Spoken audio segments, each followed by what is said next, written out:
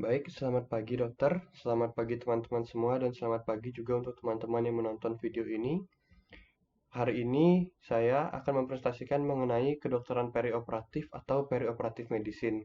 Sebelumnya perkenalkan, nama saya Alif Hakim Alamsyah, dan video ini dibuat dalam rangka mengikuti kepaniteraan klinik madya di bagian atau KSM Anestesiologi dan Terapi Intensif FK Unut RSUP Sanglah Denpasar.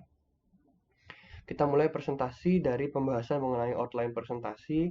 Apa saja yang ada pada presentasi ini? Yang pertama adalah mengenai perioperatif medicine atau kedokteran perioperatif itu sendiri, membahas mengenai singkat saja mengenai latar belakang dan periode.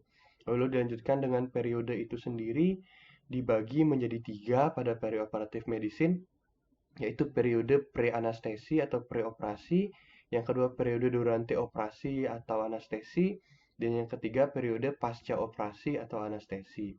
Ini mana nanti bahasan kita akan lebih banyak pada poin 2, 3, dan 4.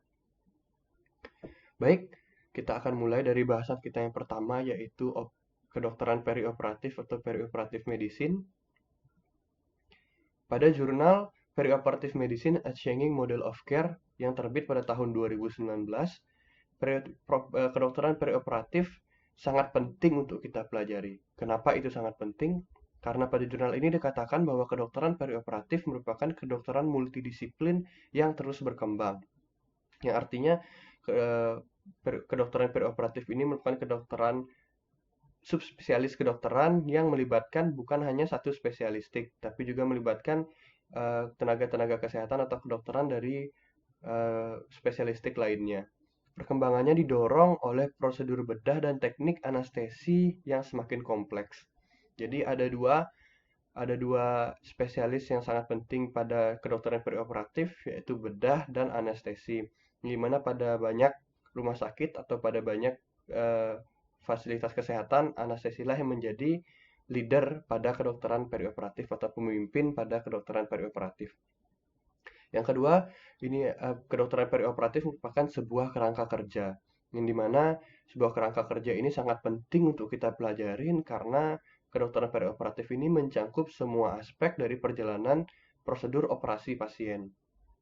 Yang ketiga, kedokteran perioperatif itu memiliki tujuan yang sangat penting, di mana yaitu untuk mempersiapkan dan memantau pasien selama periode operasi atau anestesi. Jadi selama periode itu dimulai dari preoperasi hingga pasca operasi, kedokteran perioperatif berperan di sana guna mencapai kondisi ideal pasien. Kondisi ideal ini dimaksudkan adalah kondisi yang semirip mungkin atau semenyerupai mungkin dengan kondisi pasien sebelum dilakukannya prosedur operasi atau anestesi.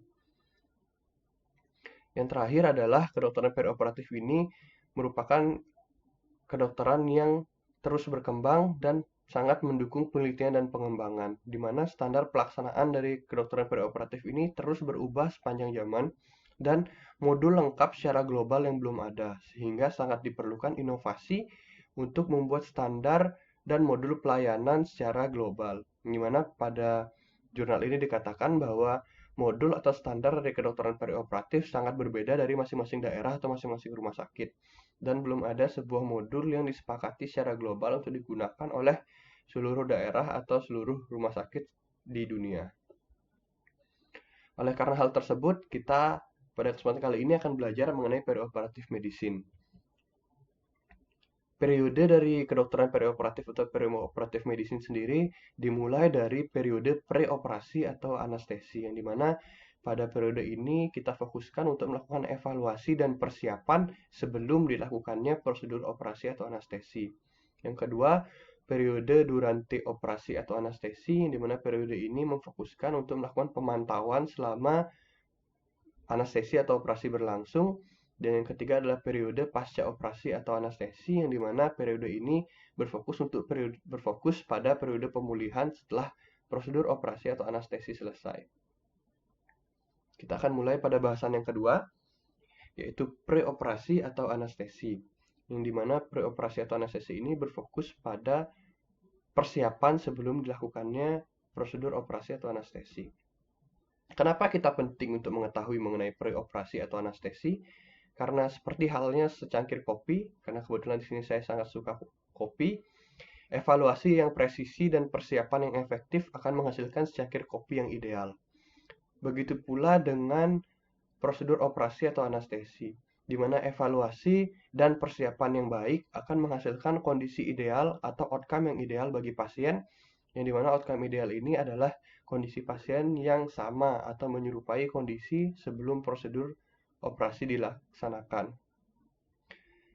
A good preparation will impact to the best conclusion.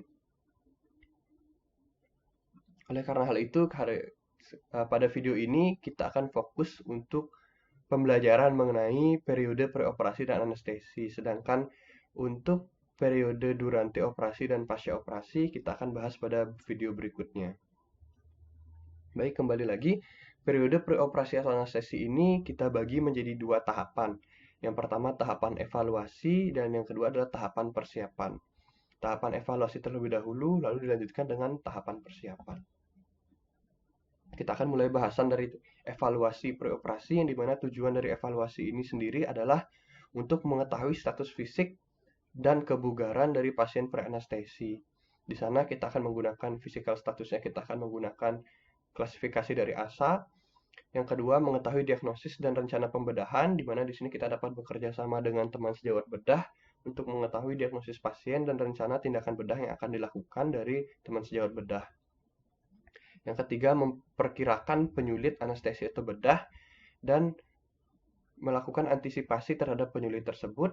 Dan yang terakhir adalah merencanakan teknik pemberian anestesi analgesi, di mana teknik pemberian anestesi analgesi ini ada beberapa teknik yang akan kita bahas nanti lebih lanjut pada tahapan penentuan teknik anestesi analgesi.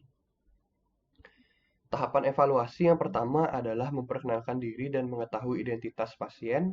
Yang kedua adalah anamnesis. Yang ketiga adalah melakukan pemeriksaan fisik, yang mana pada pemeriksaan fisik ini terdapat keadaan umum, pemeriksaan fisik umum, dan pemeriksaan fisik khusus. Yang keempat adalah pemeriksaan penunjang. Yang kelima adalah permasalahan dan jenis operasi yang akan dilakukan. Yang keenam adalah rencana tindakan anestesi analgesi. Yang ketujuh kesimpulan, dan akan dilanjutkan dengan tahapan persiapan pre-anestesi yang merupakan tahap selanjutnya dari periode preoperasi dan anestesi setelah tahap evaluasi. Kita akan mulai dari tahapan yang pertama, yaitu memperkenalkan diri dan identitas pasien. Memperkenalkan diri sangat penting bagi seorang dokter. Kenapa? Karena pada saat memperkenalkan diri ini merupakan pertama kali bagi seorang dokter untuk berhadapan dengan seorang pasien. Yang dimana pada memperkenalkan diri ini sangat penting untuk kita mendapatkan empati dari pasien. Kenapa empati sangat penting? Karena pada beberapa studi telah ditunjukkan bahwa empati akan menciptakan rasa aman dan nyaman kepada pasien, sehingga akan meningkatkan rasa percaya diri pasien untuk menghadapi berbagai prosedur operasi atau anestesi yang akan dijalani oleh pasien. Itulah pentingnya kita untuk memperkenalkan diri dan membangun empati terhadap pasien. Yang kedua, mengetahui identitas pasien tidak kalah pentingnya, karena ketika kita salah identitas, maka kita akan juga salah operasi atau salah melakukan tindakan pada pasien yang tidak sesuai. Dan ini merupakan kesalahan fatal dan pernah terjadi. Identitas yang penting untuk kita ketahui adalah nama, jenis kelamin, usia, suku, agama, dan pekerjaan. Di mana kita juga dapat melihat identitas pasien ini di gelang yang telah digunakan hampir pada seluruh pasien di seluruh rumah sakit. Di mana pada gelang ini kita dapat melihat adanya nama, nomor rekam medis, dan tanggal lahir atau usia dari pasien. Yang kedua, dari tahapan evaluasi adalah anamnesis, di mana pada anamnesis kita dapat menggunakan beberapa teknik yang sudah sering kita gunakan sehari-hari, yaitu teknik Basic 4 dan Secret 7, di mana pada Basic 4 Secret 7 ini, Basic 4-nya adalah riwayat penyakit sekarang, riwayat penyakit dahulu, riwayat penyakit keluarga, dan riwayat sosial lingkungan. Dan Secret 7-nya sendiri adalah bagian dari riwayat penyakit sekarang, di mana riwayat penyakit sekarang akan didapatkan keluhan utama. Lalu dari keluhan utama kita akan kembangkan Secret 7, yaitu onset, lokasi, kronologi, kualitas, kuantitas, faktor memperberat dan memperingan, dan juga keluhan lain yang dirasakan oleh pasien. Selain menggunakan Basic for Secret 7, kita juga dapat menggunakan teknik 5W1H, di mana 5W di sini adalah what, where, when, who, dan why. sedangkan H-nya adalah how. Jadi menggunakan teknik ini kita dapat mengetahui keluhan ataupun apa yang dirasakan oleh pasien itu sendiri. Setelah anamnesis kita selesai lakukan, maka kita lanjutkan dengan pemeriksaan fisik, yang dimana pada pemeriksaan fisik ini kita mulai dari keadaan umum terlebih dahulu, keadaan umum pasien saat datang, yaitu berat badan, tinggi badan, suhu, dan juga NRS pada saat diam dan bergerak. NRS di sini maksudnya adalah Numeric Pain Rating Scale. Selanjutnya setelah keadaan umum kita lakukan pemeriksaan, kita lanjutkan dengan pemeriksaan fisik umum dan pemeriksaan fisik khusus. Pemeriksaan fisik umum kita mulai dari pemeriksaan sistem saraf, respirasi, kardiovaskular, hematologi dan hemostasis, traktus gastrointestinal, urogenital, hepatobiliar, metabolik endokrin, dan muskuloskeletal.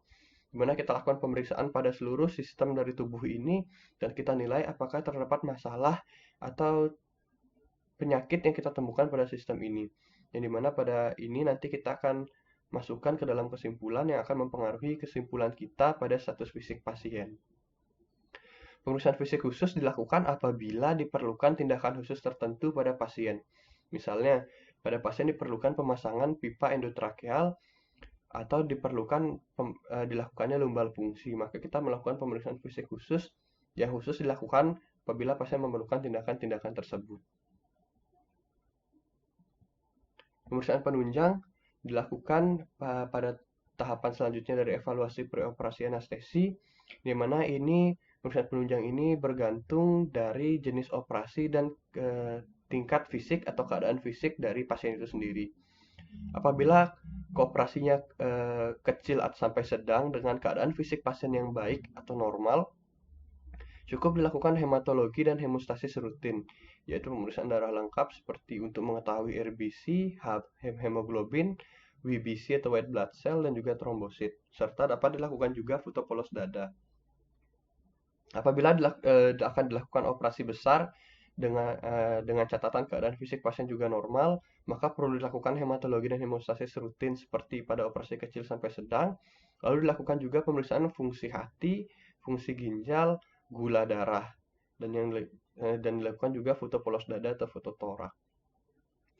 Selanjutnya namun pada keadaan fisik yang tidak normal, pada operasi apapun apabila didapatkan keadaan fisik yang tidak normal, maka akan disesuaikan dengan indikasi, yaitu apabila sesuai dengan permasalahan yang ditemukan. Apabila pemeriksaan jantung, maka kita dapat lakukan tambahan pemeriksaan EKG atau ekokardiograf. Yaitu pada penderita yang berusia lebih dari 40 tahun, maka wajib kita lakukan pemeriksaan EKG, dan pada bayi atau anak, kita harus perhatikan secara lebih seksama pemeriksaan laboratorium yang telah kita gunakan. Karena kita akan memberikan trauma pada pasien bayi dan atau anak, sehingga ini akan sangat mempengaruhi imunitas dan kondisi tubuh dari bayi atau anak itu sendiri. Selanjutnya, setelah kita melakukan anamnesis, pemeriksaan fisik dan pemeriksaan penunjang, maka kita akan mendapatkan permasalahan apa yang ada pada diri pasien. Permasalahan sendiri kita bagi menjadi dua, yaitu permasalahan aktual dan permasalahan potensial. Permasalahan aktual adalah permasalahan atau penyakit yang sedang dialami oleh pasien. Yang dimana permasalahan aktual didapatkan dari anamnesis, pemeriksaan fisik, serta pemeriksaan penunjang yang telah kita lakukan sebelumnya. Sedangkan permasalahan potensial adalah permasalahan atau penyakit yang dapat terjadi pada pasien di kemudian hari. Yang dimana permasalahan potensial ini dinilai dan diperkirakan dari permasalahan aktual yang dialami oleh pasien saat ini. Jadi kita perlu menentukan permasalahan aktual terlebih dahulu, baru kita dapat menentukan permasalahan potensial yang mungkin terjadi pada pasien. Jenis operasi atau pada tahapan evaluasi selanjutnya adalah menentukan jenis operasi, di mana pada analisis jenis operasi dapat dilakukan dengan menggunakan teknik 4C, yaitu yang pertama adalah lokasi, di manakah operasi atau trauma operasi akan diberikan, apakah kepala, leher, dada, abdomen, punggung, ekstremitas, atau pada organ tubuh lainnya.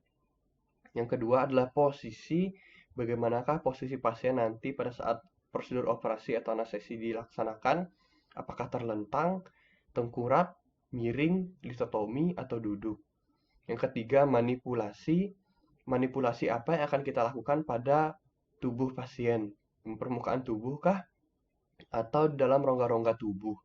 Apakah kita hanya akan memanipulasi permukaan tubuh atau kita akan memanipulasi pula rongga-rongga di dalam tubuh pasien.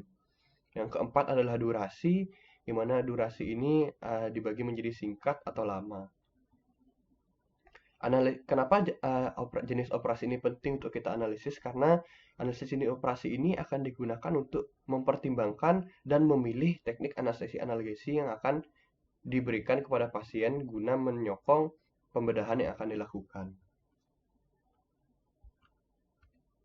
Selanjutnya, setelah kita menentukan jenis operasi, kita akan menentukan rencana tindakan atau tindakan anestesi analgesi yang akan diberikan, di mana tindakan apakah yang akan kita lakukan, yaitu anestesi umum atau general, ataukah analgesi lokal atau regional saja. Itu disesuaikan lagi dengan jenis operasi yang akan dilakukan. Dan yang kedua, via apakah anestesi analgesi akan kita berikan, terutama mengenai anestesi itu sendiri. Anestesi umum diberikan via intravena atau via inhalasi. Via inhalasi nanti akan dibagi menjadi dua lagi, yaitu sungkup muka ataukah menggunakan pipa endotrakeal. Setelah kita melakukan semuanya dari awal sampai akhir, sampailah kita pada kesimpulan, di mana pada tahap terakhir dari evaluasi preoperasi anestesi ini akan berisikan status fisik pasien berdasarkan klasifikasi dari ASA, American Society of Anesthesiologists, di mana ASA terbaru membagi pasien menjadi 6 status fisik, yaitu yang pertama adalah pasien sehat yang dengan kondisi fisik yang baik atau a normal healthy patient. Yang kedua, seorang pasien dengan didapatkannya penyakit sistemik yang ringan. Yang ketiga, seorang pasien yang didapatkan penyakit sistemik yang berat. Yang keempat, seorang pasien didapatkan penyakit sistemik yang berat dan dapat mengancam nyawa. Secara konstan dapat mengancam nyawa.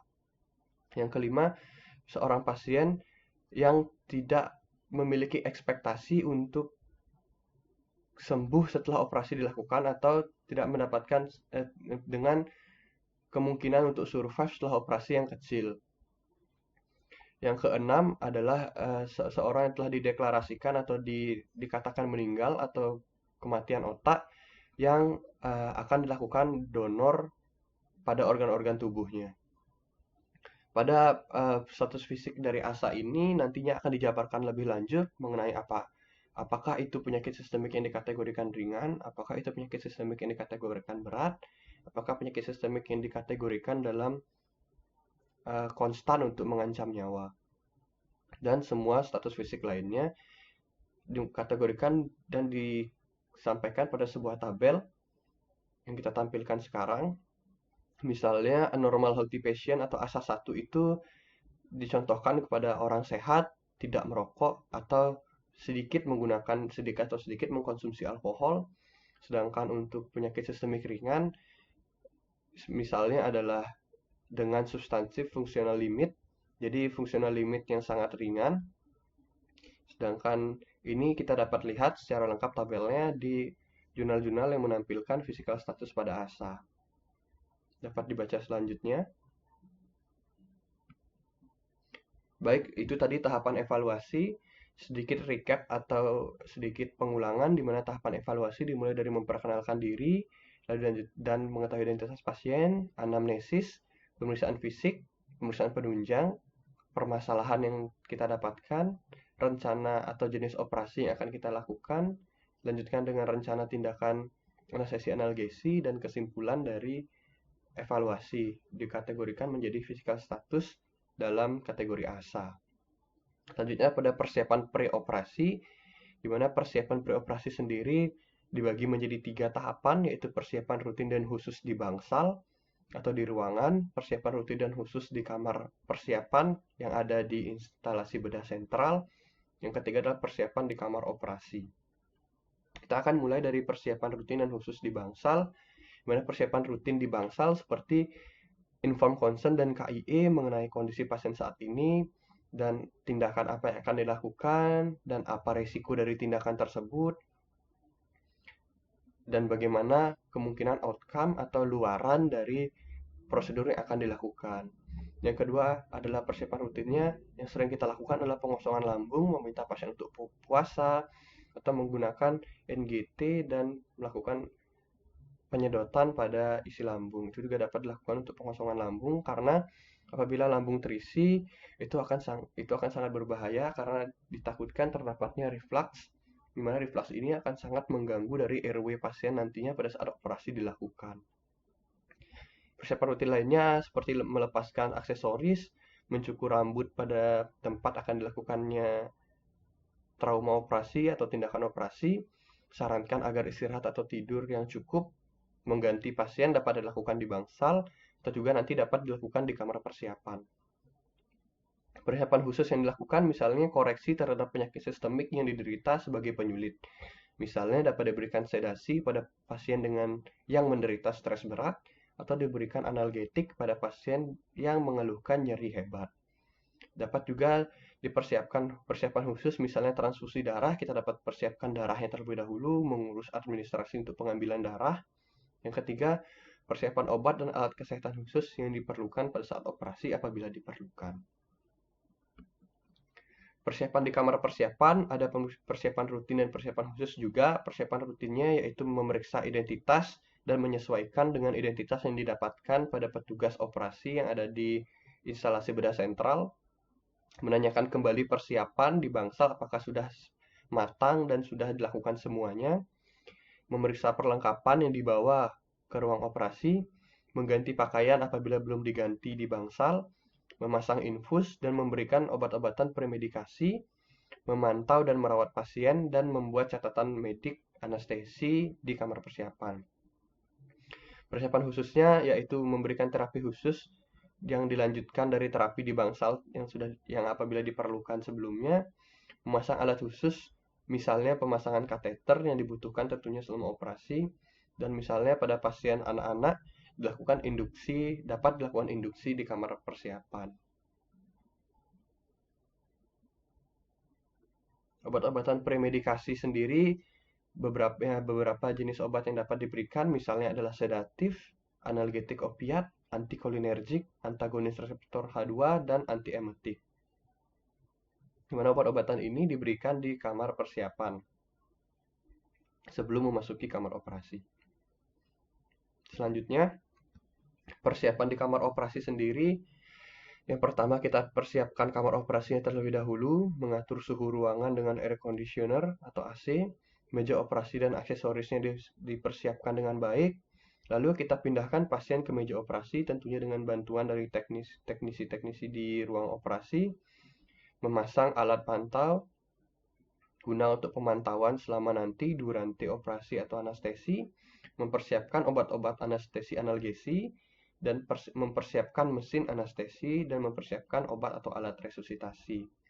Di mana semua ini kita persiapkan di kamar operasi tentunya.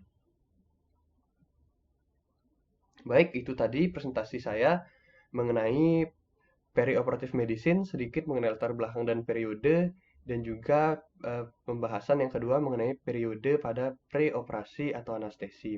Di mana sedikit kesimpulan, periode preanestesi dan periode preoperasi atau anestesi ini dimulai dari tahap evaluasi preoperasi dan juga dengan tahap persiapan. Tahap evaluasi dimulai dari memperkenalkan diri, mengetahui identitas pasien, anamnesis, pemeriksaan fisik, pemeriksaan penunjang, permasalahan yang kita dapatkan, dilanjutkan dengan jenis operasi yang akan dilakukan, rencana tindakan anestesi analgesi, dan kesimpulan dari status fisik pasien. Sedangkan pada persiapan preoperasi dilakukan persiapan rutin dan khusus di bangsal, persiapan rutin dan khusus di kamar persiapan di instalasi bedah sentral, dan persiapan di kamar operasi sebelum dilakukannya pemantauan pada durante operasi atau anestesi. Baik, sekian terlebih dahulu. Terima kasih teman-teman semua dan terima kasih dokter telah menonton video saya.